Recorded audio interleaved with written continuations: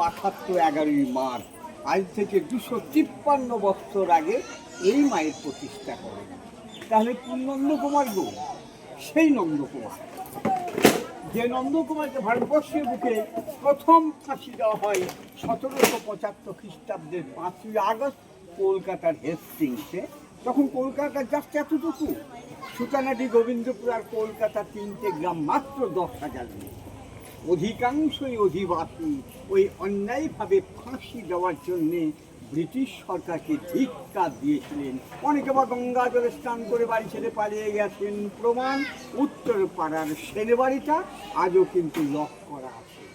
আর এই যে কালিটা আমরা দেখতে এসেছি, এই কালিটা তো ভুই ফুড়ে আপনার তো এখানে গজিয়ে উঠিনি। এই কালিটাকে নিয়ে আসা হয়েছিল, তার সঙ্গে মতানৈক্য আছে। এক পক্ষের মতে বলে এই কালিটা ছিল মাগধের জরাসন্ধর কালী, যেটা অশোক বা বিম্বিসারের আমলের কালী বিহারে। বিহার তো পুরনো স্টেট। আপনি নালন্দা বিশ্ববিদ্যালয় পুরুষ সকলকে পাচ্ছেন। সর্বোপরি অতীত ঘাটুন।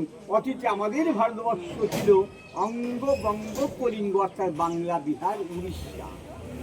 আবার কেউ কেউ বলেন যে কাশীর রাজা চৈত সিং, যেটা বেনারস, ওই নিজের বাড়িতে রামিনস্কোপ মাটি খননের সময় এই বিশ্বের অদ্বিত কালিটা পান।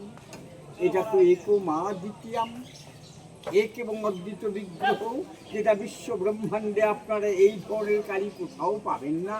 তাহলে এই ধরনের কেন বললে ভাই? আরে কালী তো দেখেছি মহাকাল, অর্থাৎ শিবের উপর দাঁড়িয়ে থাকা কালী।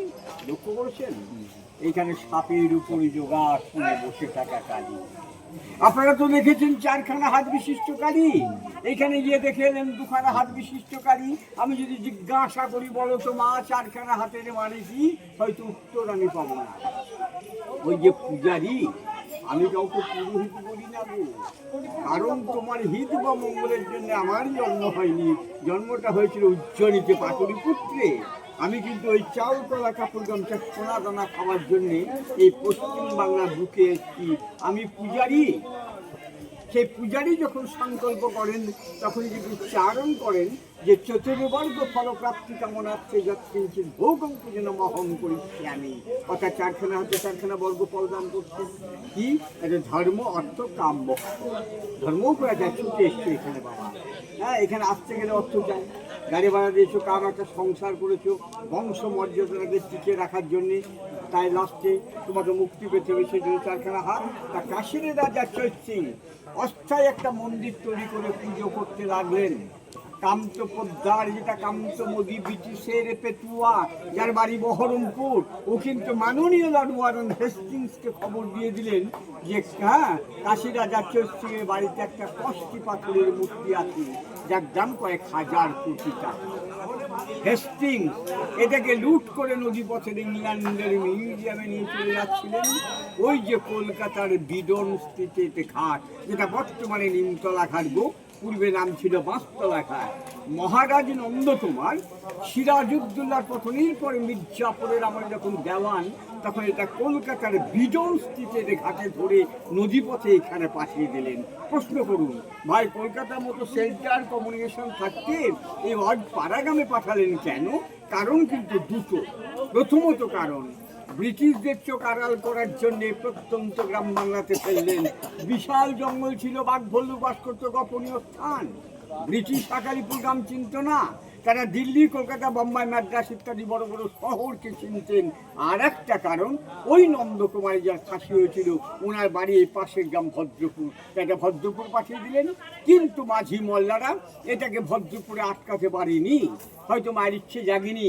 ওই যে বটগাছটা ব্রাহ্মণী নদীর তীরে, একটা গ্রিল দিয়ে ঘেরা আসন, লক্ষ্য করবে রে বাবা, ওটা মায়ের আদি আসন।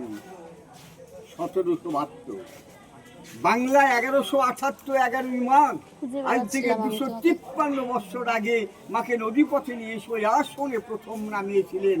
ওই আসনটার স্তর কিন্তু 3খানা। এই যে পরমাত্মা সকলেরই 3খানা কাঁথা লেপে ঘুরে আছেন, সত্য, রজ, তম, সাত্বিকতা, রাজস্বিকতা, তামসিকতা। কেউ সাত্ত্বিকভাবে পুজো করেন বা করান, কেউ পুজোকে নিয়ে তামসাগিরি করেন।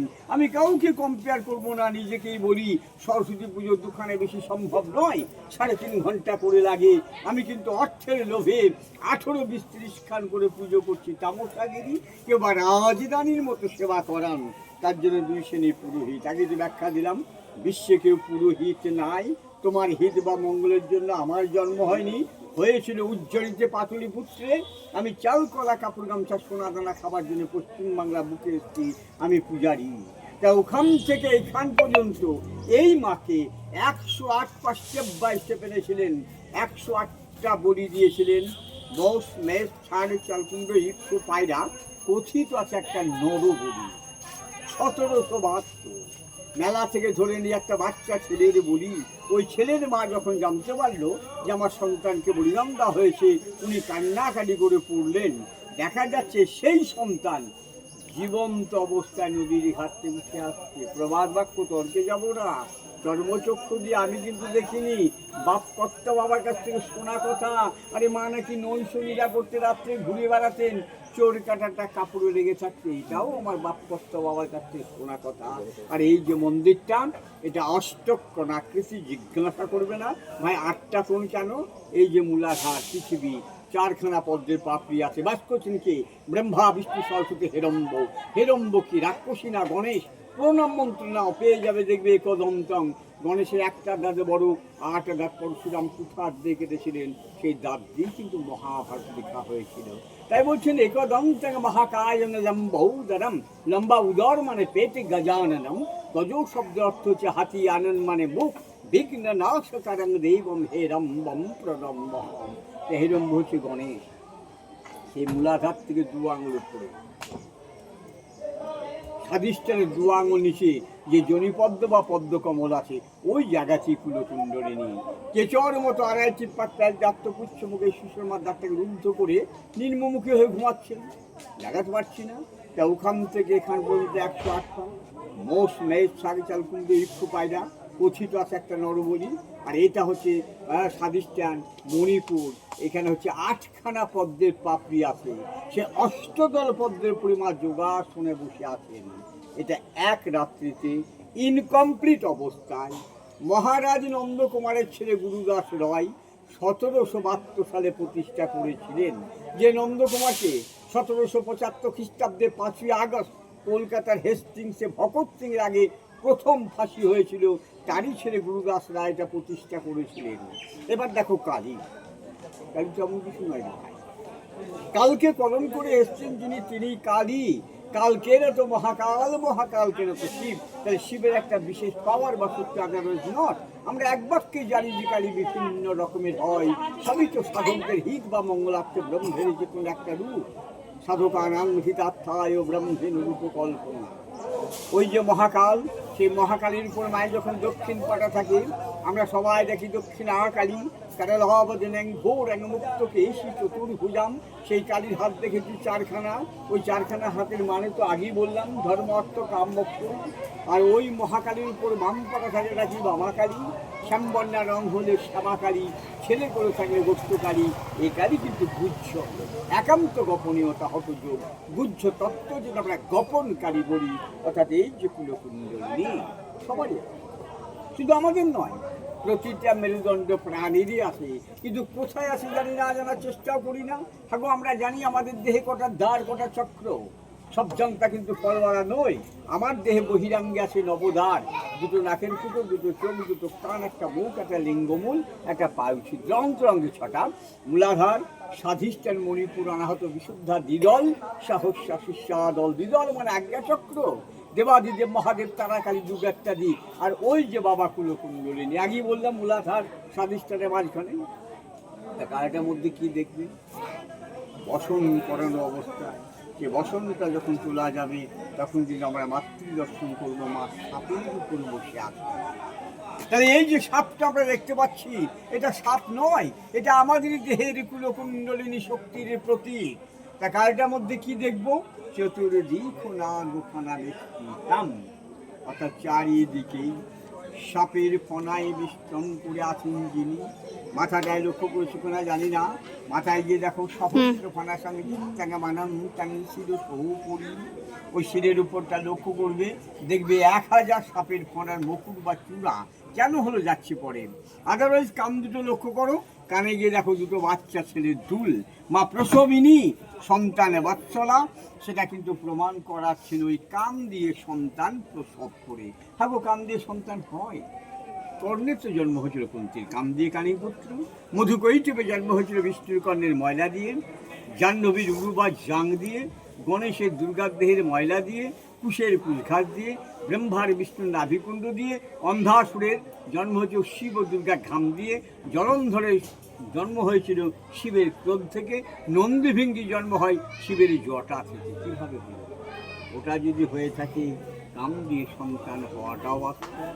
আমরা আর কি দেখব? না গো যজ্ঞ পবিতাঙ্গে না গো সজ্জা নিষেধ, সজ্জা বিছানা বা অধিকার। সাপের উপবিদ শব্দ অর্থ হচ্ছে পৈতে, সেটাও কিন্তু সাপেরই পৈতে। অনন্ত নাগ এবং তাক্ষাক রাজ, সাপেদের যে রাজা। অষ্ট নাগের মধ্যে দুখানা নাগ মায়ের বলয়, 51টা বীজ হচ্ছে মাল্যমালা, বনমালা মহোদরিম। মনের মালা কিন্তু মায়ের খুব প্রিয়, তাই আস্তে আস্তে ঊর্ধ্বমুখী হয়ে মাথায় মিলিয়ে গেছেন বলেই কিন্তু 1000 সাপের ফনা ধরেছেন গো। ধরেই কিন্তু বলছেন সো অহম, যেটা জন্মের পর থেকে আমরা সকলে ঈশ্বর সাধনা করছি। সো হাং হাং সাপ লাভ ডাপ লাভ ডাপ, এটা এক রাত্রিতে ইনকমপ্লিট অবস্থায় ওই মহারাজ নন্দকুমারের ছেলে গুরুদাস রয় 1772 সালে প্রতিষ্ঠা করেছিলেন। এই হচ্ছে মায়ের সংক্ষিপ্ত ইতিহাস। যদি আপনারা প্রচার পেতে চান এই নাম্বারটা নিয়ে রাখবেন। নাম্বারটা হচ্ছে 9732269132। নমস্কার।